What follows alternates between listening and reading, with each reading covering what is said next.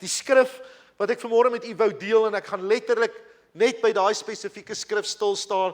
Ek wou met u gepraat het, en ek sal dit dalk op 'n latere stadium doen, uit Matteus 6 vanaf vers 24 tot en met 33, en u kan miskien nog steeds so toe blaai, Matteus 6 vanaf vers 24, maar die skrif wat ek wou deel by waar ek wil stil staan, is die bekende skrif in vers 33, waar die volgende sê, Matteus 6, nou is ek by Markus, kan jy dit nou glo?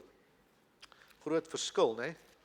Matteus 6 vers 33, waar die volgende sê, beywer julle allereers vir die koninkryk van God en vir die wil van God, en dan sal hy julle ook al hierdie dinge gee. Ek sit die week en ek dink, Here, waarmee is ons in ons lewens besig? Waarna jaag ek en jy na toe? Ons weet hierdie dinge, ons glo hierdie dinge, maar as ek en jy ons kan kry, dan jaag ons na die aardse dinge. Dan jaag ons na materialisme, dan jaag ons om net te bestaan, om te oorleef, om vir ons kinders, ons families te kan sorg, en hierdie dinge sluk ons so in, dat ons nie uitkom by dit waarby ek en jy moet uitkom nie. En ek gaan kyk weer in diepte na hierdie gedeelte, en ek gaan kyk na hierdie skrif. En die woordjie vir koninkryk, die Griekse woordjie, is die woordjie basilia. En hierdie Griekse woordjie basilia het twee betekenisse. Die eerste betekenis is 'n fisiese koninkryk. In my prentjie sien ek hierdie kasteel, en ek sien die koning wat daar sit met sy onderdane, en ek sien hierdie landskap met grense wat hierdie koning beheer. Ek dink aan koningin Elisabeth, sy leef nie meer nie, koning Charles, maar hy is nie my gunsteling nie, maar in elk geval. Ek dink nou aan hom, en ek dink aan Engeland. Dis hulle koninkryk waaroor hulle regeer. Dis 'n fisiese koninkryk. Daar's 'n fisiese paleis in Engeland, in Londen, Buckingham Palace. Julle wat al daar was sal weet hoe dit daar lyk. Maar die tweede betekenis van hierdie Griekse woord basilia is 'n meer geestelike betekenis, en die woord van die Here of die oorspronklike vertaling sê dit so mooi. Hy sê hierdie basilia beteken the authority of God. Hoor mooi, ek wil dit weer sê, the authority, die autoriteit van God.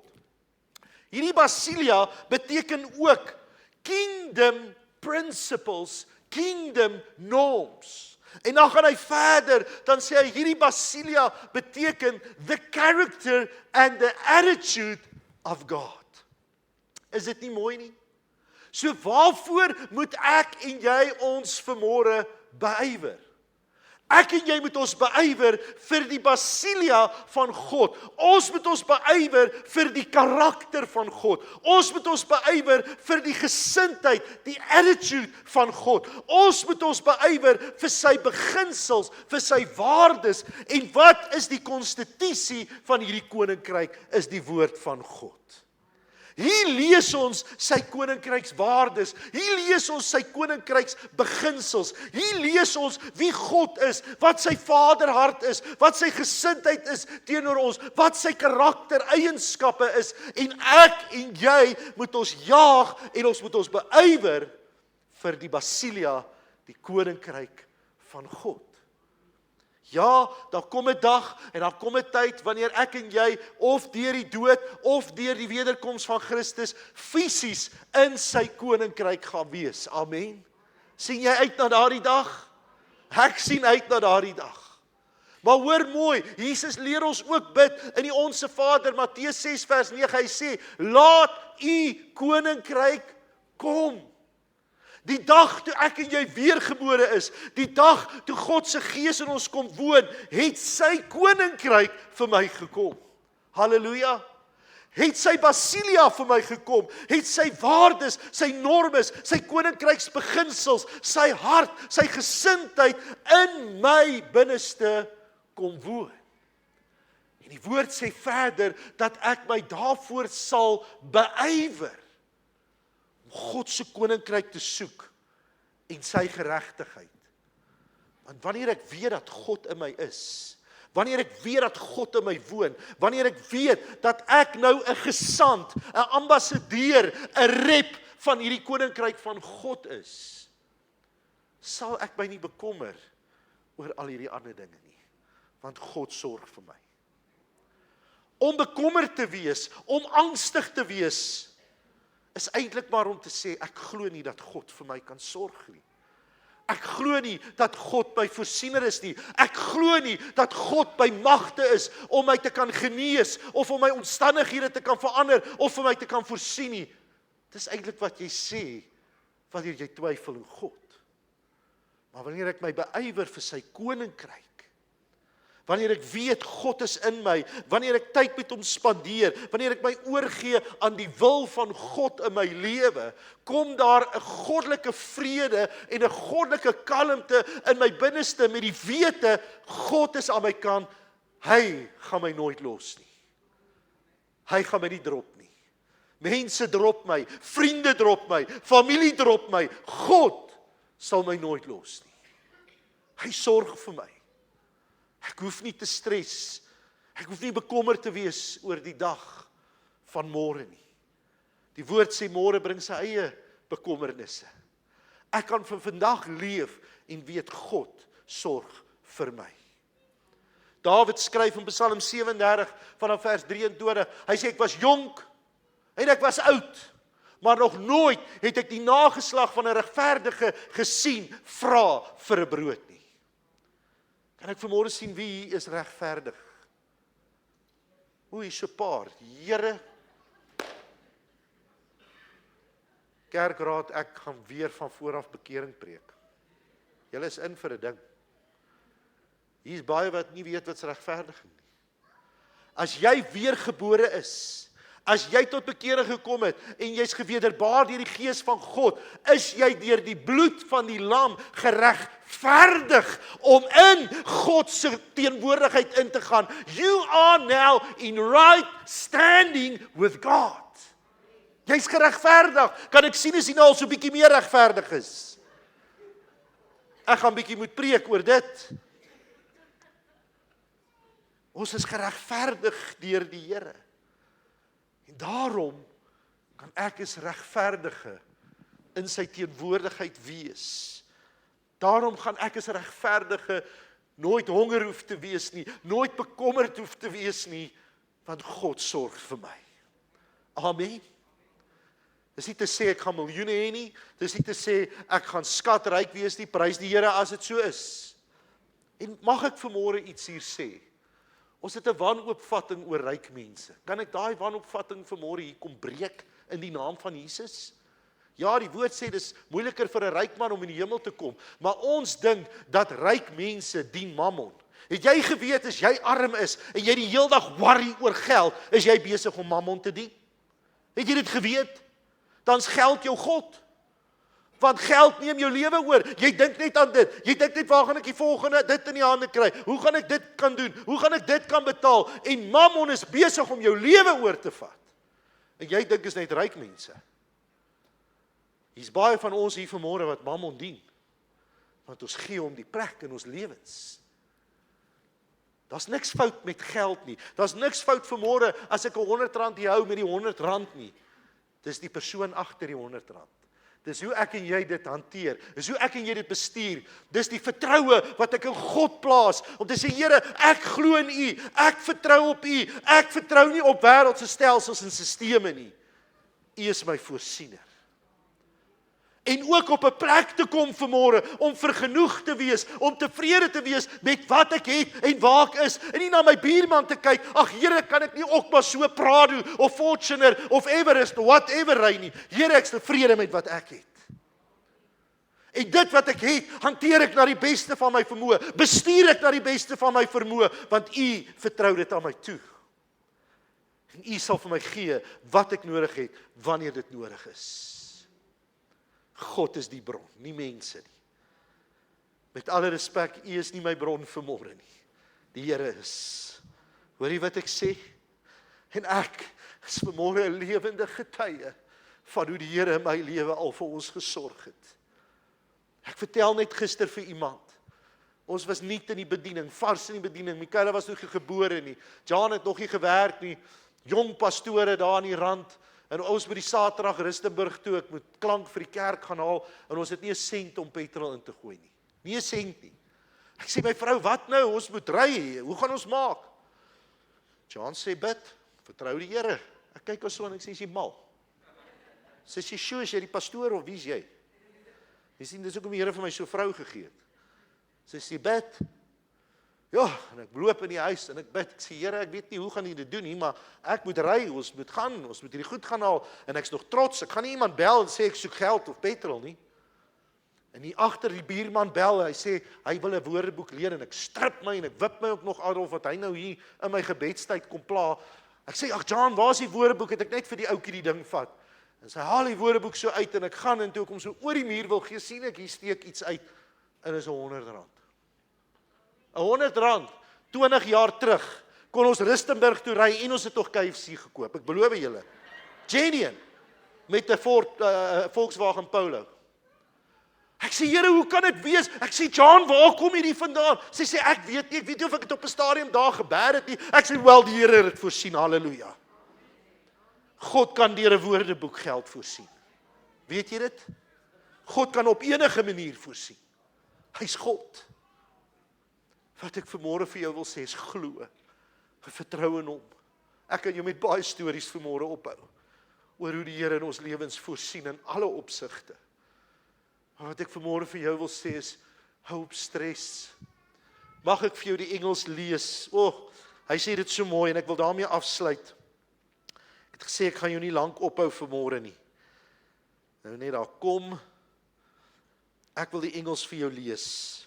En die message. Hoor hoe sê hy dit? Hy sê, what I'm trying to do here is to get you to relax. Do not be so preoccupied with getting so you can respond to God's giving. Hoor jy wat staan hier vanmôre? Ek en jy kan so gepreoccupeerd wees met wat ek moet kry en wat ek nog nodig het. Ek kan so stres en so worry dat ek glad nie God in die oomblik kan raak sien en beleef wat hy vir my doen nie. Dat ek dit mis. Hoor jy dit vanmôre? Daarom moet ek en jy op 'n plek kom wat ons 'n innerlike vrede en wete en geloofsekerheid kry.